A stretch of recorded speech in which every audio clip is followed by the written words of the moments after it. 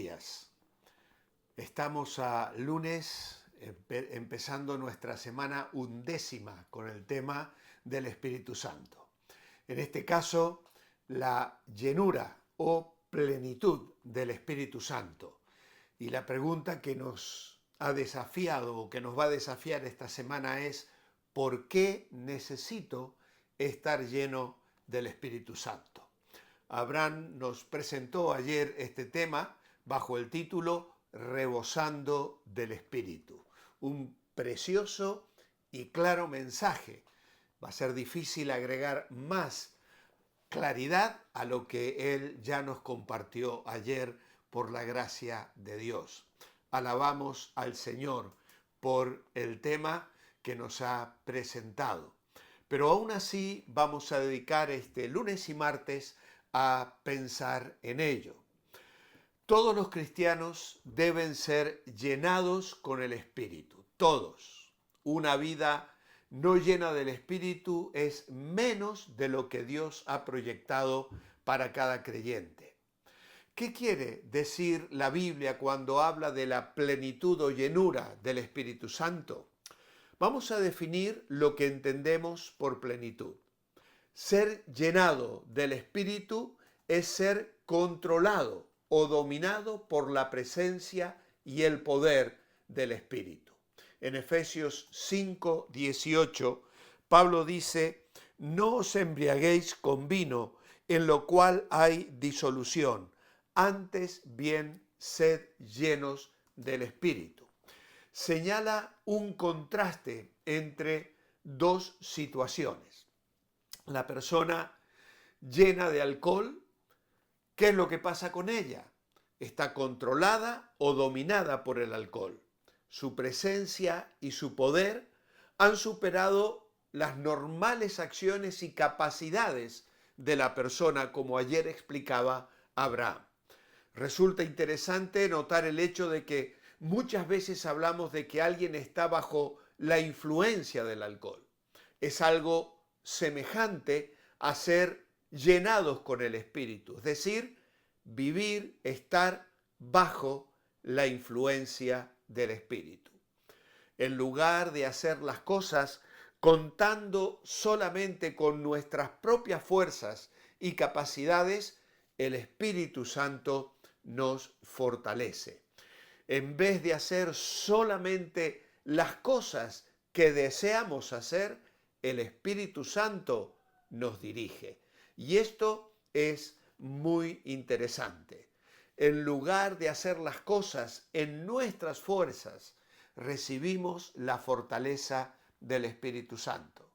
En lugar de tomar decisiones en nuestra propia sabiduría, en nuestra propia manera de ver las cosas, confiamos en la dirección del Espíritu Santo. ¡Qué bendición tenemos los hijos de Dios de poder vivir de esta manera, llenos del Espíritu Santo!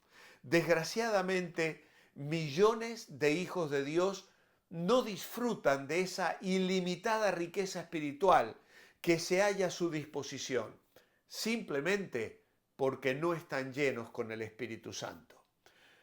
La vida de muchos creyentes, tristemente, refleja las prácticas, las costumbres, las normas de este mundo. Cierto es que han sido bautizados con el Espíritu Santo, han sido incorporados al cuerpo de Cristo y también es cierto que irán al cielo. Pero tristemente, vuelvo a decir, pierden muchísimo de lo que Dios quiere que tengan en esta vida. Consciente o inconscientemente, parecieran más interesados en imitar las normas de este mundo, dominado por Satanás, que imitar a Cristo. No están dispuestos a compartir el vituperio de Cristo fuera del campamento, como nos dice el escritor a los Hebreos capítulo 13. Sus dones muchas veces yacen sin ser utilizados y los frutos espirituales brillan por su ausencia en sus vidas. Ni siquiera les preocupa mayormente dar testimonio, evangelizar a los que espiritualmente están necesitados, vecinos de su propia comunidad, miembros de su propia familia. Es muy débil su celo por marchar en obediencia a los mandamientos de Cristo.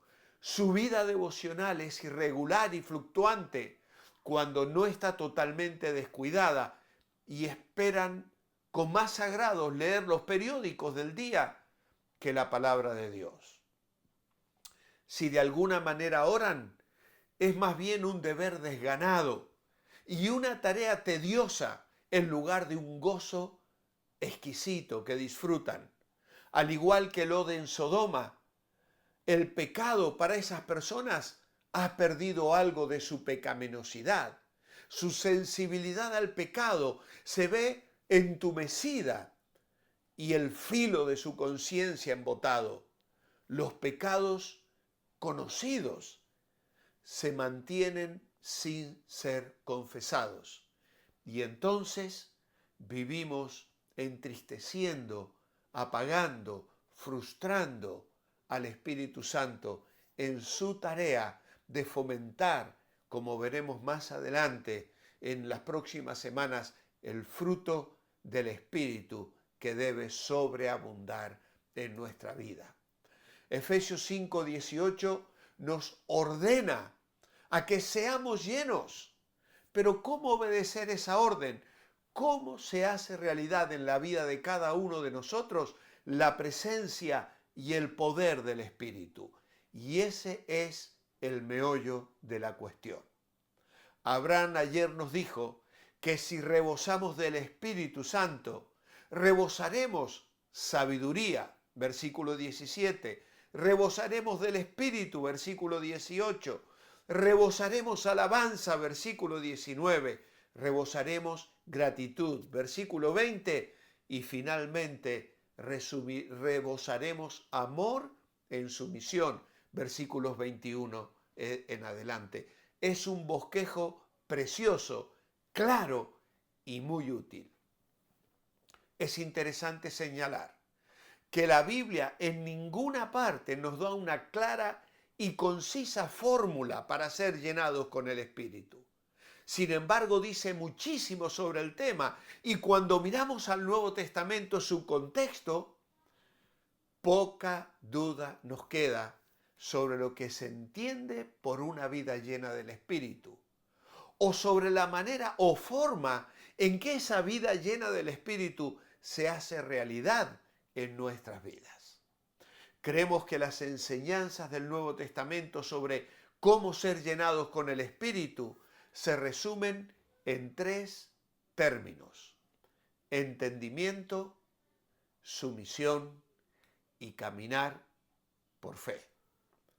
Por eso es que ayer Abraham nos decía claramente: haz tu devocional, lee la Biblia, ten un tiempo de comunión, de oración intercesora y de adoración, disfrutando la presencia del Señor, confesión de pecados y vive cada día con una actitud agradecida. Podemos afirmar que como todo otro aspecto de la vida cristiana, la vida del Espíritu es una vida de fe. No se trata de una fórmula. La vida llena del Espíritu es una relación personal con el Espíritu Santo. Al considerar los datos que tenemos en las Escrituras, podemos comprobar algunas cosas maravillosas sobre su forma de actuar en nuestras vidas. Cuando leemos los Hechos de los Apóstoles, vemos que a los creyentes se les dijo que esperaran y el Espíritu Santo inició el proceso en Hechos 2. En Efesios, a los creyentes se les dicen que actúen, ya no tienen que esperar, se les encomendó que ellos fueran llenos. En otras palabras, que se dejen llenar por el Espíritu Santo. Lo que Pablo está diciendo en Efesios es que el Espíritu Santo debe ser el agente llenador. El vaso somos cada uno de nosotros y el agua, aquello con lo que el Espíritu Santo nos quiera llenar. En este caso, el agua pura, clara y santa de la palabra de Dios, de los valores de Dios, de la comunión con Dios, de la alabanza a Dios, de la gratitud a Dios, de conversaciones santas, de palabras puras que bendigan, que edifiquen, que comuniquen gracia a los oyentes de lo que Pablo ha hablado en el capítulo anterior. Quítense de vosotros toda amargura, enojo, ira, gritería y maledicencia. Por el contrario, la bondad, la generosidad, el perdón y una palabra de gracia sazonada con sal para que sepáis cómo debéis responder a cada uno.